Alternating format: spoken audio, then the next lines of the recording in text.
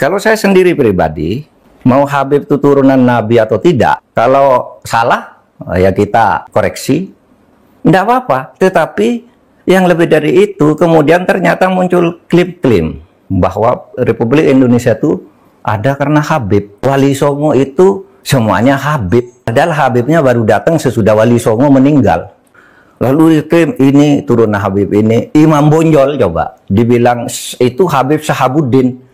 Itu dari mana? Kok Imam Bonjol Habib Sahabuddin gitu?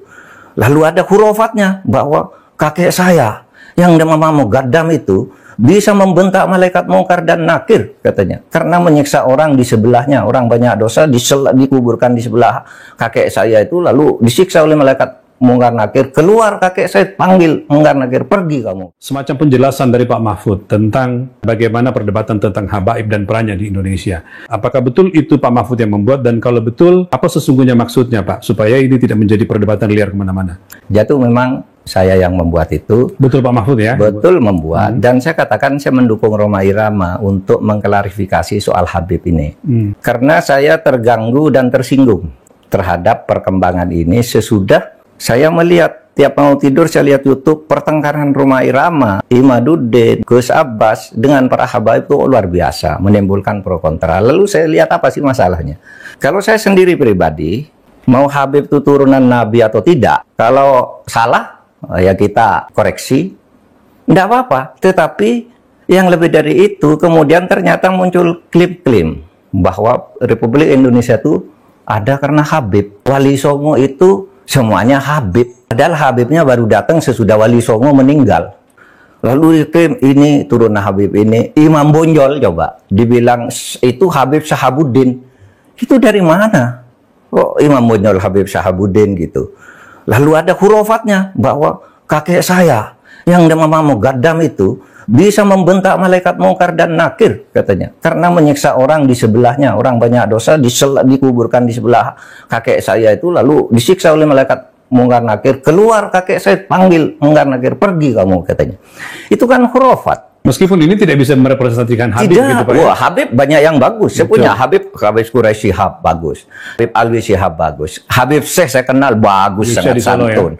Ada juga Habib namanya Habib Ahmad, bagus. Habib Abu Bakar yang saya kenal di Pasuruan, bagus. Dan semua itu dihormati. Habib ini nih mengklaim-klaim begitu, dan orang yang tidak tahu, orang awam banyak yang percaya karena ini Habib yang ngomong, Habib benar. Lalu rasa cinta saya kepada negara ini menjadi luntur.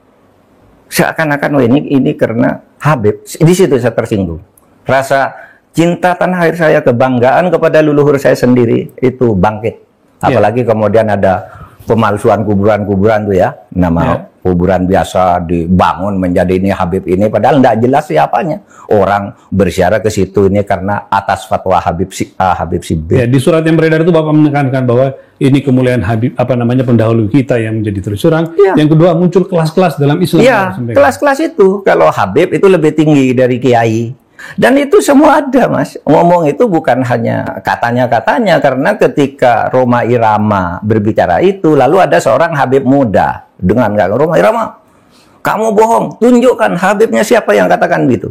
Sudah, itu bukan Rhoma Irama yang membuktikan. Netizen ini Habib ini tanggal sekian bilang ini dengar, ini Habib ini sampai 7. Maksud saya tidak ada urusan Habib itu, ya bagian dari kita juga, tidak apa-apa. Bangsa kita juga, tapi jangan juga dibiarkan merajalela sesukanya. Saya bilang begitu.